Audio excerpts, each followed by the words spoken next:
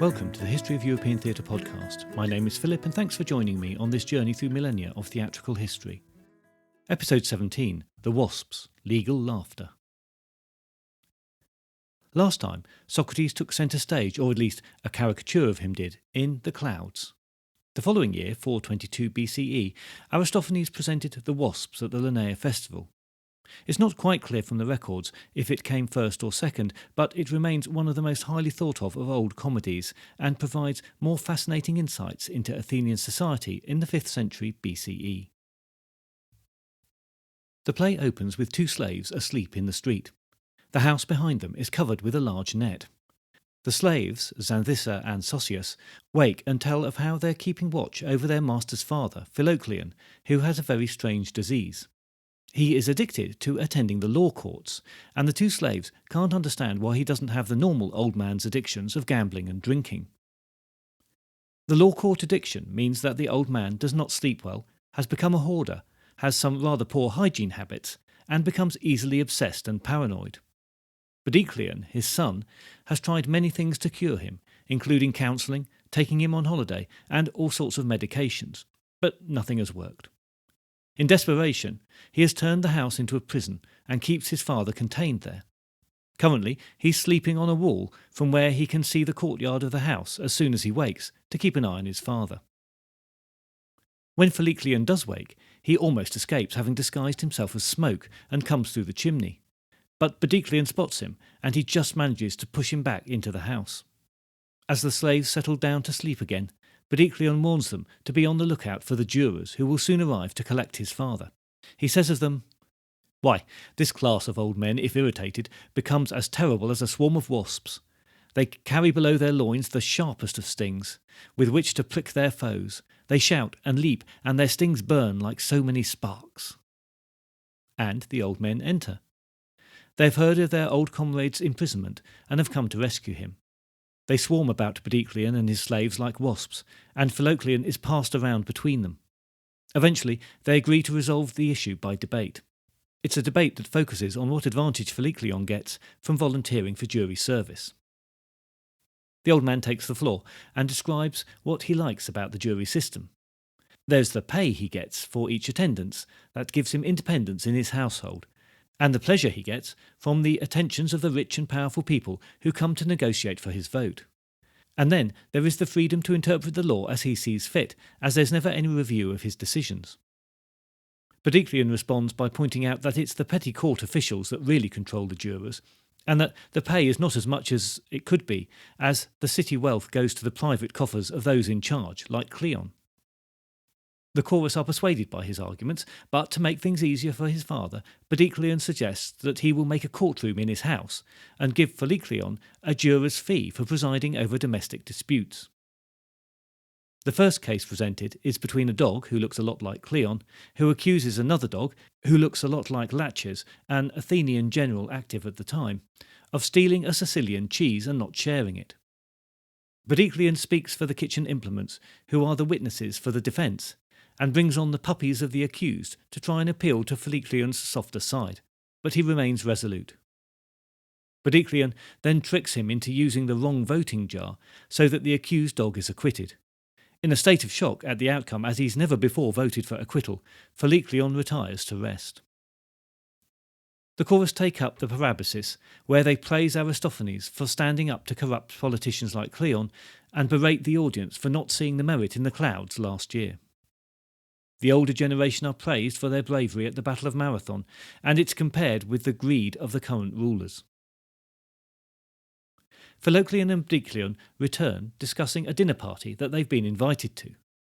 Pericleon suggests his father should wear some new clothes that he has for him, a fancy woolen garment, and some fashionable shoes from Sparta. Philocleon is reluctant, preferring to stick with his old juror's cloak, but eventually he's persuaded.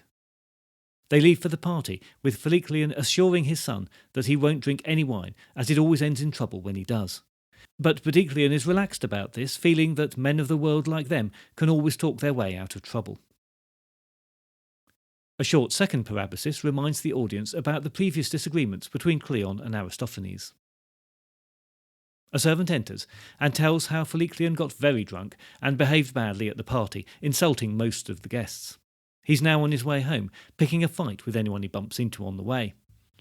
Just then, the old man enters with a young woman on his arm. He is very drunk still, and being pursued by some of the people he has upset. Father and son then fight over the young woman, and Philocleon is knocked to the ground. The gathering crowd demands compensation from Philocleon, and as they threaten him legal action, he tries to talk his way out of it, but he only makes things worse until Philocleon drags him off for his own safety. The chorus concludes that this shows how difficult it is for an old man to change his ways, and praise sons who honour the obligations to their fathers. Everyone returns to the stage, and Philocleon engages in a dancing competition with the sons of the playwright Carcinius. When the Wasps was produced in 422 BCE, Athens was still enjoying the relative peace that came after the defeat of Sparta at the Battle of Spectaria a couple of years earlier.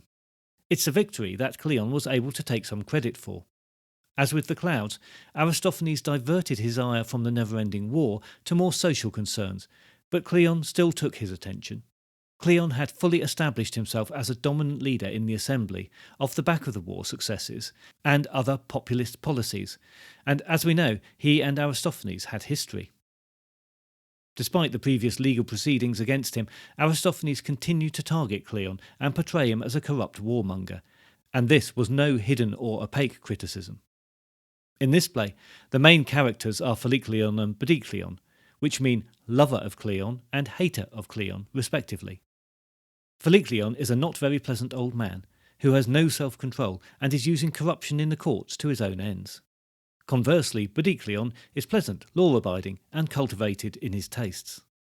There's no subtlety here, and the audience would have been in no doubt as to the target. The assertion was that Cleon was controlling the legal system to his own ends through the manipulation of jurors. But there is also a more general criticism of the legal system and the behaviour of jurors with or without Cleon's influence. The Athenian justice system was an integral part of the democratic system where, constitutionally, power ultimately lay with the people, who were the voters in the assembly and the jurors in court. Figures like Pericles and Cleon were open to the criticism that they could manipulate the people by clever oratory. It's highly likely that those in power had networks of supporters, some of whom acted as informers, and, of course, enough money to grease the wheels where necessary. The legal system in Athens in the 4th and 5th centuries BCE is often hailed in the same way as democracy and the arts are, and it's undeniable that the system is the basis for the one we still use today, but there are significant differences. Athenians appear to have been keen litigants in the same way they were keen in participating in the democratic process. But we have to be careful. The evidence for legal activity is very limited. There are only about 100 records of court activity that have survived, and we don't have a single record of a complete trial. The records we do have are mostly speeches from one side of the argument and often fragmentary. Mostly, they are cases involving wealthy citizens, and so imply that access to the legal system required access to some wealth. However, these are only some of the records that were considered worthy of recording and preserving, so one assumes that they were particularly impressive arguments or oratory, and may not be representative of the day-to-day court activities. There's also some commentary from Aristotle, who recognised the legal system as an integral part of democracy, and from Plato, and of course what can be surmised from the satire in the comic plays. What is better recorded is that only male citizens had the right to bring a case to court. For a foreigner to bring a case was very exceptional. They were only allowed to bring cases on matters of commerce, and then only with special permission from the assembly. Of course, we're not surprised to read that women and slaves were also excluded. Any case involving a woman or slave would have to be brought through their husband, father or master. Metics, the resident foreigners, appear to have been in the same halfway position that they were in for marriage, but the exact rules for what type of case they could or could not bring to court are not clear from the evidence that we have. Apart from when someone was called to appear, the whole system functioned on a voluntary basis. The roles of the jurors, the litigant, and the presiding magistrate were either just part of a civic role or taken up for a very small fee. There was no obligation on the citizens to participate, but also no professional qualification was required if one did. although we can assume that some individuals would have become expert in a particular role through experience. The essentially voluntary nature of the system was not unusual in Athens. There were many civic roles that were filled by volunteers or attracted only a very small stipend within the Athenian system. Of the volunteers, the number required would be selected by lot. So the system was populist as part of democracy, and it's unfair that mostly we only hear of the system in the light of some of its worst decisions, as we would see them, like the death of Socrates and the execution of generals who didn't perform well in the war. There was no police force, no pre-trial arrest for most crimes, or the concept of independent investigation into a crime. When an individual wanted to bring a case, they would be responsible for issuing the summons to the defendant, presumably hoping they'd not disappeared in the meantime, and providing witnesses to the events in question to support their argument. Witnesses were absolutely key to a successful case, as much of the argument appears to have been based on witness testimony rather than any other sort of evidence. Only in cases of contractual matters, mostly unpaid debts, was documentary evidence, usually in the form of a contract, available and utilised. At the more salacious end of the spectrum, we have records of the trial of Iphiletus, who was accused of the murder of one Euphostenes. In his testimony, Iphiletus tells how a faithful maidservant came to his room and woke him to report that his wife's lover had just entered her chambers. Rather than rushing upon them as one might expect, he went amongst his friends and gathered as many of them as possible before returning home and surprising the errant couple in bed. He pulled the man from the bed, punched him, and quickly tied his hands. He reports that the man pleaded with him to spare his life and take payment instead, but Iphiletus killed him, believing that the statute of lawful homicide protected him as the lovers were caught in the act and he had witnesses present. The more mundane day-to-day crimes of robbery from a home or street theft were the crimes that could result in arrest. If caught red-handed, and it's not clear if that means in the act or just manifestly guilty of the act, the accused could be arrested by the victim or by a magistrate at the victim's request, and taken before a panel of 11 magistrates. If guilt was admitted, then summary execution was the order of the day. Otherwise, the accused was held pending a full trial. It's not clear why these types of crime warranted special treatment, but we can infer that there was a need to deal strictly and quickly with crimes that directly affected the citizen's sense of security and could be disruptive to public order. In court, the jury was made up of up to 500 people, presumably in an attempt to prevent any significant bribery and influencing by the prosecuting parties or the defendants. There was no judge ensuring that law was followed, and proceedings were moved along by magistrates in charge. There were no rules of evidence as we would think of them. All sorts of opinion and dubious evidence could be introduced, and personal attacks were common. There was no instruction to the jury prior to their deliberations, so a good advocate or prosecutor, a good public speaker, could get the jury on side and convince them how to vote regardless of the evidence. Cleon was renowned as such a speaker. For cases where a victim suspected or knew who the perpetrator was, it was up to them to investigate and find witnesses to support prosecution. There were laws to limit these investigations, so, for example, a home could be searched for evidence, but only with the owner's permission.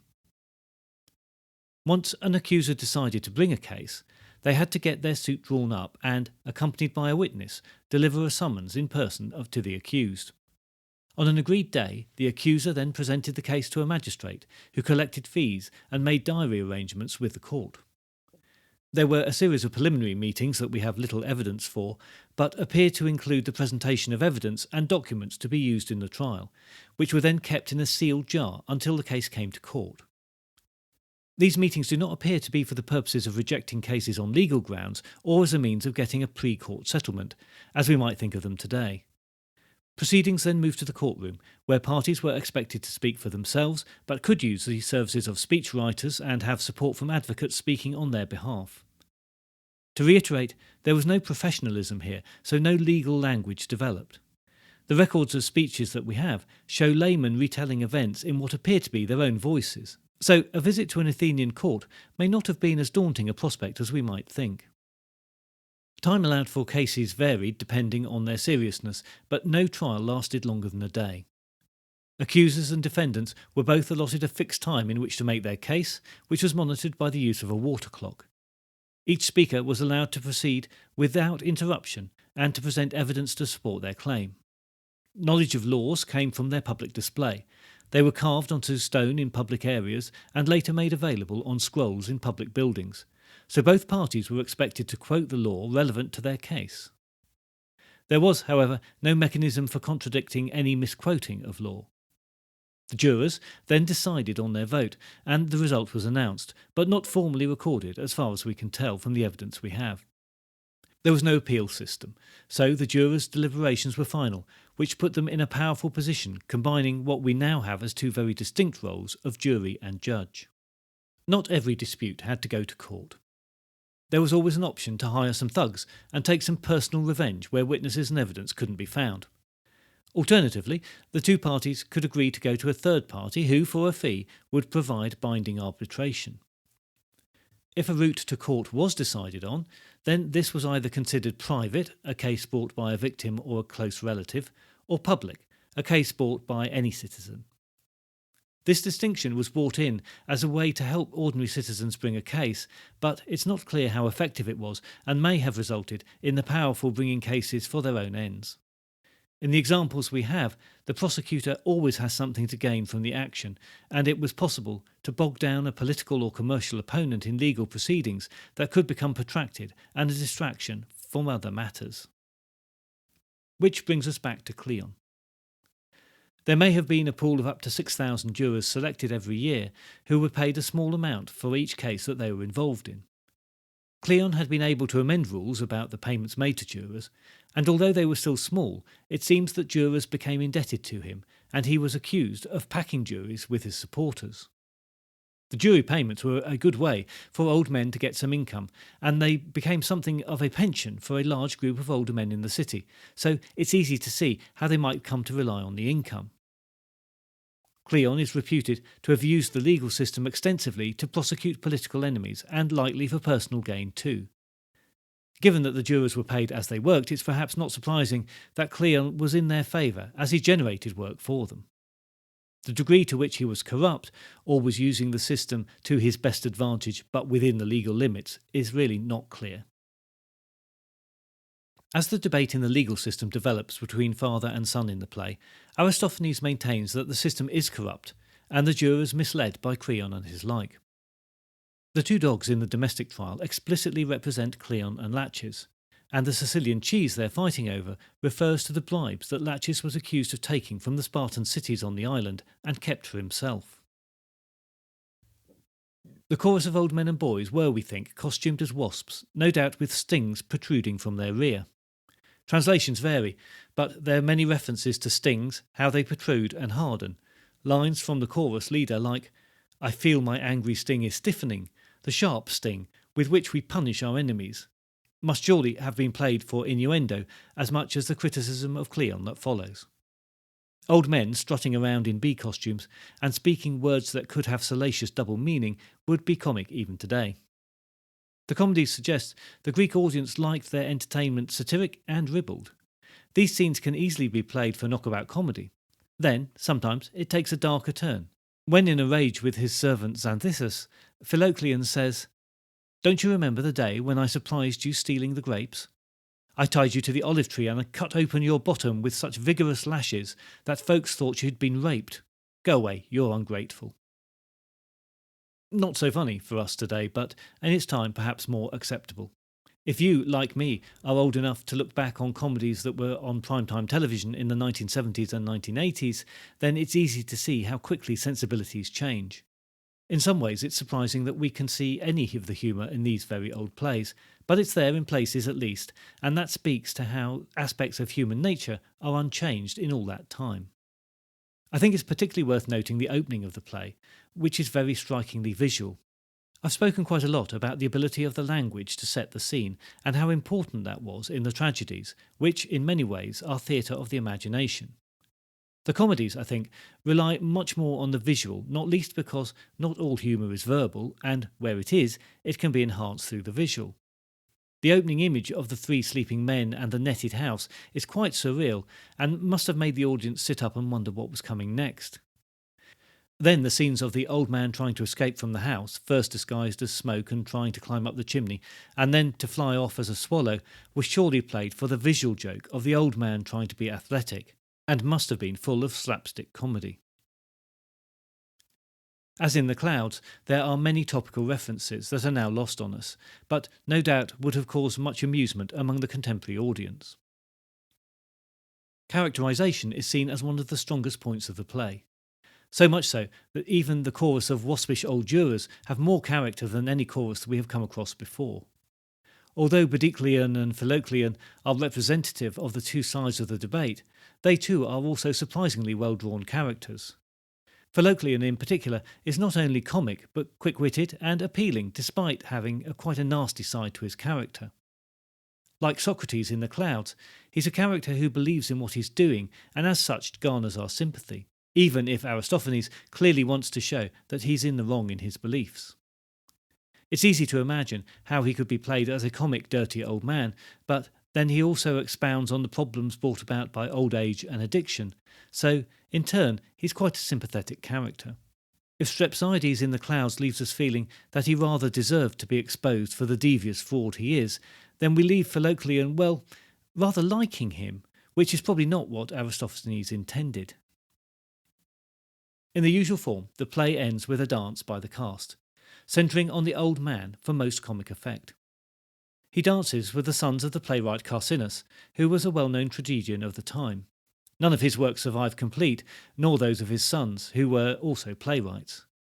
He was working in Syracuse and is credited with 160 plays, but only titles and fragments of 9 plays have survived. It's not clear why Aristophanes chose to include his sons in the final dance, but I think it serves as a reminder of both the prolific output of the Greek playwrights and the interconnectedness of the exponents of the art. It seems that the theatrical world was close-knit as it is today. So, in its broad themes, The Wasps is timeless. Making fun of those given authority, of the differences between the generations, and the uncontrollable passions of men have been prolific themes in comedy since the time of Aristophanes. Add a phallus and some over-exaggeration, and there are plenty of laughs to be had. I think we have to imagine the play presented more in the style of farce rather than comedy. The netted house and the chorus of wasps put us in a surreal setting where old men are manhandled, can get drunk and pick up young women, and dogs bring legal cases. The topical, cultural and political references then bring the audience back to the real world. It's a mix that must have had an impact, but it's very difficult to gauge exactly how that was felt by the contemporary audience. Clearly, the plays were popular, and therefore we can assume funny, but most other impact is now lost with the passage of time and changing sensibilities. Next time, Aristophanes takes up his anti-war theme again, and with a vengeance, as he imagines what might have happened when women take charge and try to bring the Peloponnesian War to an end. There's still plenty of polemic and protest, but also a bawdy romp of a sex comedy, so I'll try and spare the blushes as we go to the Acropolis and meet a band of men driven to desperation by their desperate wives and their leader, Lysistrata. I look forward to your company next time, but if you have any comments or concerns in the meantime, you can contact me by email at thoetp@gmail.com or via Twitter @thoetp.